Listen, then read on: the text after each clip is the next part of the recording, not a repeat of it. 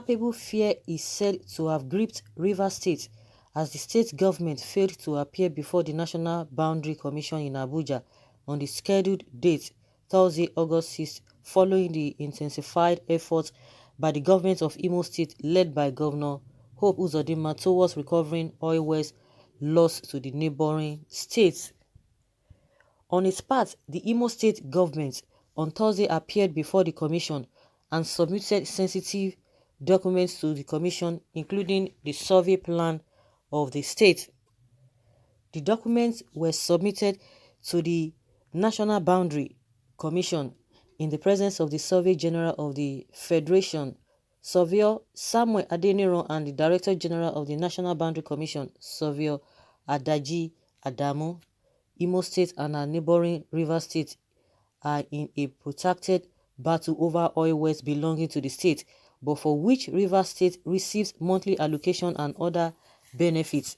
Sources disclose that the Rivers State government had frustrated previous efforts to resolve the issue, but with the intensified efforts of the Uzodinma-led government towards recovering the oil wells, Rivers State is said to be in fear that Imo State is almost likely going to get the oil wells back.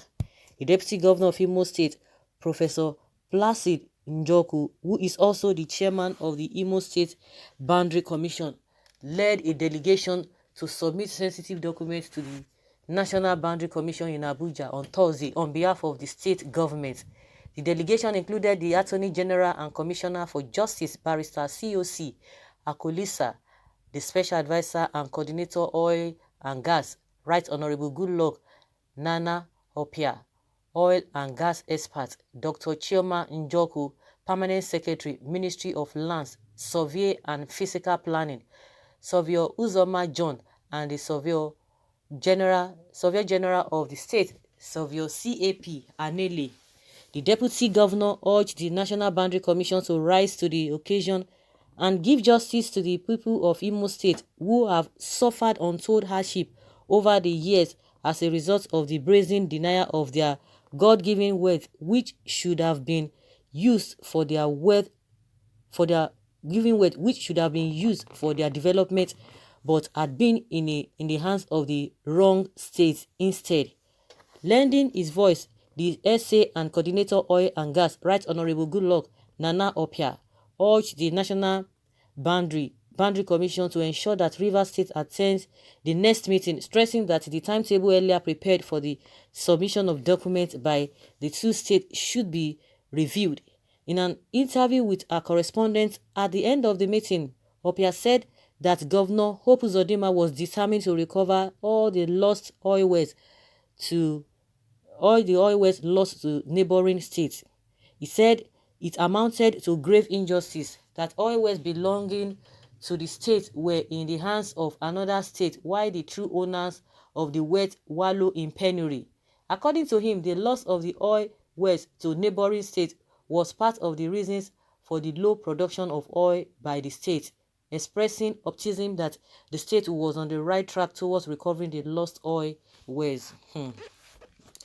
Well, like I always say, I'm always on the side of the what will the masses get at the end of the day. Those who are benefiting from the oil. The question we are going to be asking is that how has the people benefited? Every citizen of that particular state enjoying the oil well, the ones that they have or the ones they were not having, because of the oil well, now that has made Imo people to be suffering in going through penury, to be suffering in penury, to be wallowing in poverty. That is why the state is not moving forward.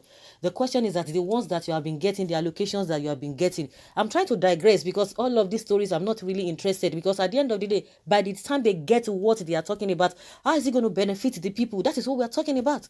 It's not all about this and that, because those are the terminology or the narrative they are always sending out there for them to get sympathy. Once you get the money, is it going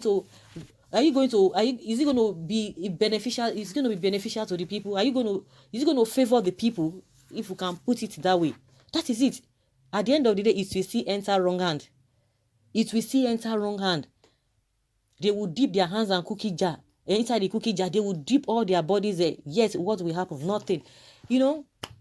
At the end of the day, the end point of this whole thing is what will the people get? That is the issue. See all the I don't think we are not supposed to be seeing bad roads. We are not supposed to be seeing things dilapidated. We are not supposed to be schools seeing structures dilapidated. Hospitals are not there. Good hospitals are not there. Good roads, electricity is not there, and yet we have money. All of these people, every allocation being given to them year in year out, monthly, they get it. Yes, what do they do with it? Once they manage to pay salary, a lot of them are not even paying salary, but the ones that will manage to pay salary and how many kilometers of roads, oh my goodness, oh, they have tried, they have done, they have done so much since 1999 till date.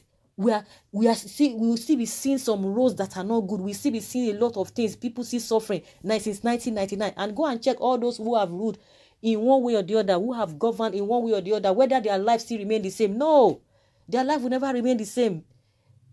Themselves and their families, they will see, they are all up there, but leaving the masses. Now they are trying to struggle. Oh, by the time you start hearing people now, they'll say, it is true, yes, we have to get it. But once they get it, the question you need to ask yourself, all of this is, how will it benefit me? See the Niger Delta people now. See what they are getting, the allocation, even with the NDDC. Go and ask an average Niger Deltan whether he knows what you are talking about. This, what do they call it? 14%, how many percent derivatives, this allocation they give to them. Go and whether somebody who is on the street in Niger Delta will be able to tell you that he or she knows what they are talking about. No, it's still going to go into the hands of few individuals. That is my worry. Who gets it at the end of the day is inconsequential, but what are they going to do with it? That is the question we need to be asking. But people will not ask that question. Very soon you are going to be hearing a lot of them, what they are going to be saying. They will be off track. They will not even consider themselves.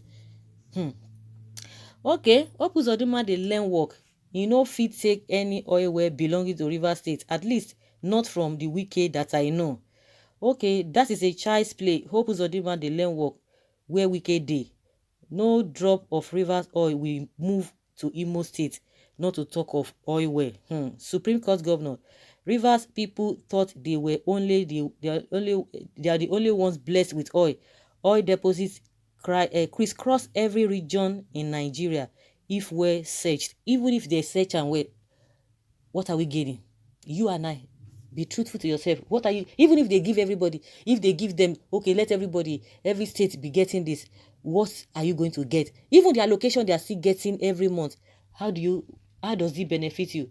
The security votes they are getting, how does it benefit you? That is the question people, like I told you, people will not be able to ask. So guys, let's hear your opinion. Leave a comment below and let's know what you think.